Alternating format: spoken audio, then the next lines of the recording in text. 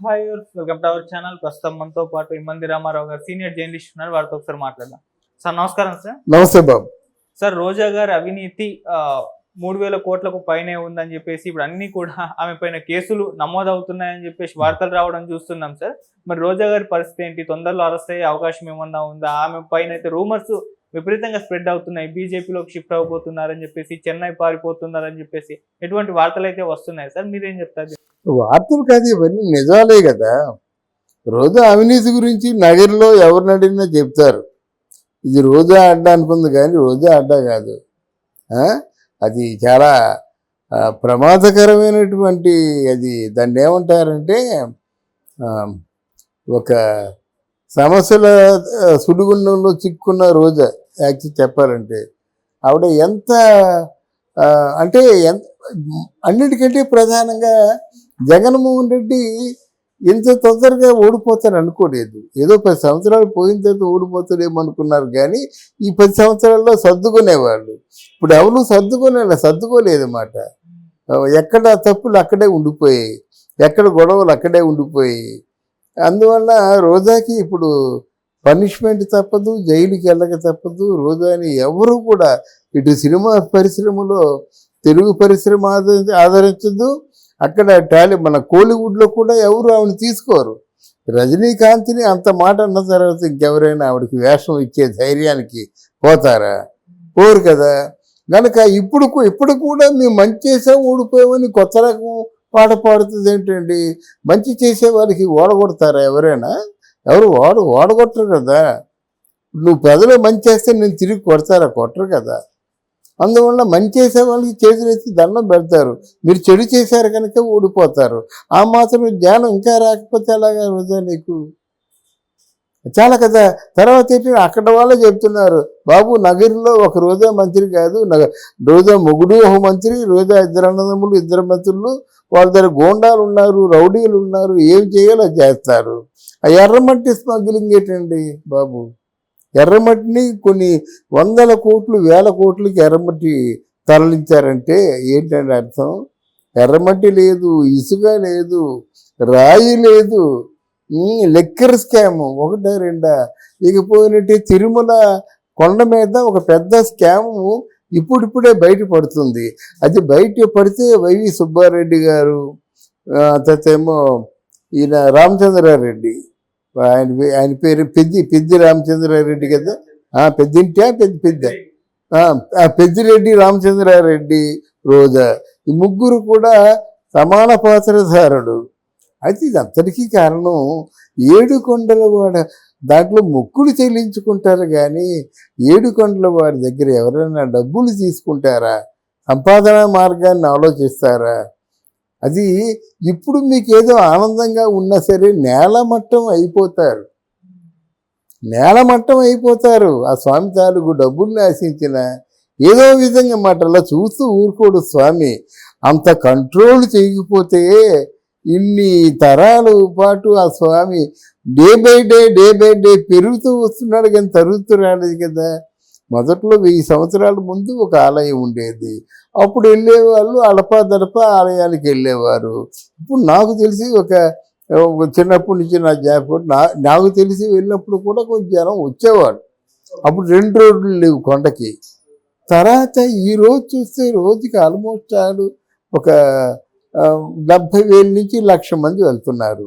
సెలవు రోజుల్లో 1,00,000 లేకపోతే 60-70 వేల మధ్య ఉంటున్నారు అన్నమాట. ఇంత వైభవంగా ఉందంటే స్వామి తాలూకు నిదర్శనమే కదా.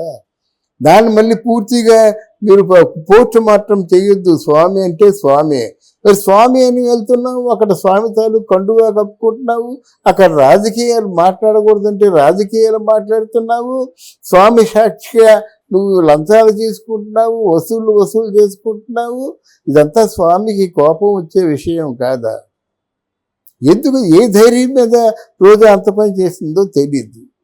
మరి జరిగిన దానికి శిక్షలు తప్పవు. ఇంకా ఆలోచిస్తున్నారు ఏదో, కానీ ఆలోచించవలసిన అవసరం లేదు. చట్టం తన పని తను చేసుకుంటుంది.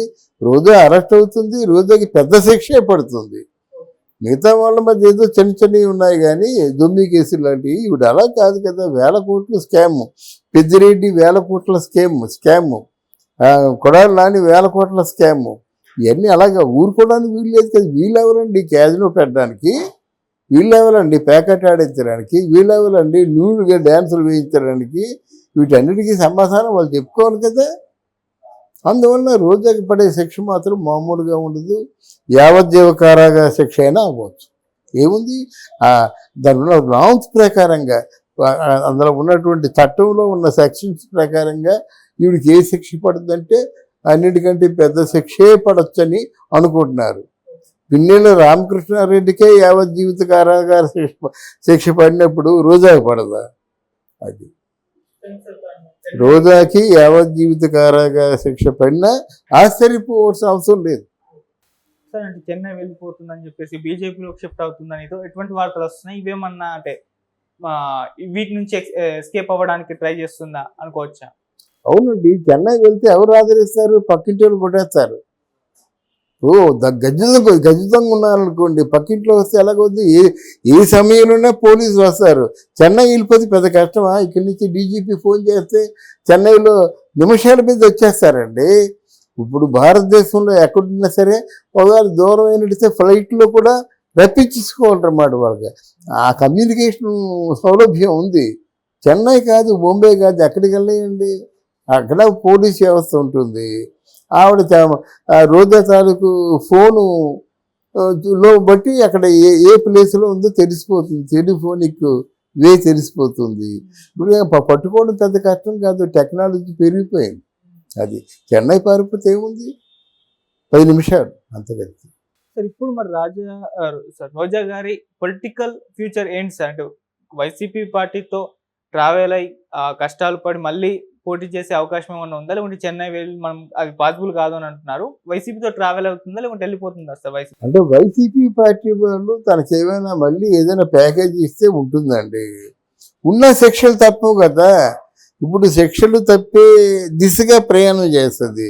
శిక్షలు తప్పించాలంటే ఒకే ఒక పార్టీ ఉంది, అది బీజేపీ పార్టీ అని అందరూ అనుకుంటున్నారు. ఎంతవరకు నిజమో మరి కాలం నిరూపిస్తుంది అనుకోండి.